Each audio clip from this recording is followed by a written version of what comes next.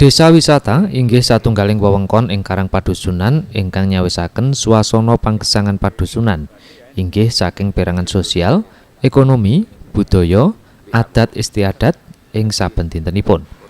Kadosta ing Desa Mbeku, Kecamatan Karanganom, Klaten menika, pemerintah desa kanthi lumintu ngrembakakaken wisata alam dados wisata edukatif. Antawisipun nyakup wewengkon Lepen Ngawangga lan Lepen Kapilaler ingkang sakmangke dipunrembakakaken lan dipunjangkepi kanthi sarana prasarana kadosta papan palerman, gazebo, pekiwan lan papan parkir. Dene ing saklajengipun badhe dipundamel sarana wisata air, outbound, dolanan edukatif, fun tapping, susur sungai lan prau.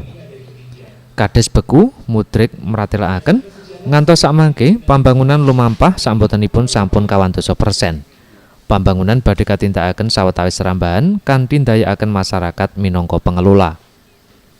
Untuk membuat desa ini menjadi bersaing dalam hal untuk peningkatan ekonomi.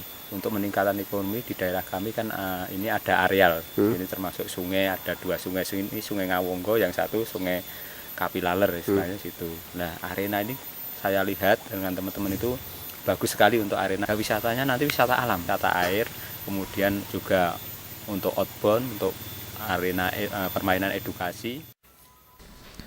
Kanthi pangrembakaning sektor pariwisata kaajab ing tembenipun saged ngindakaken perekonomian warga kadosta saking kuliner lan souvenir.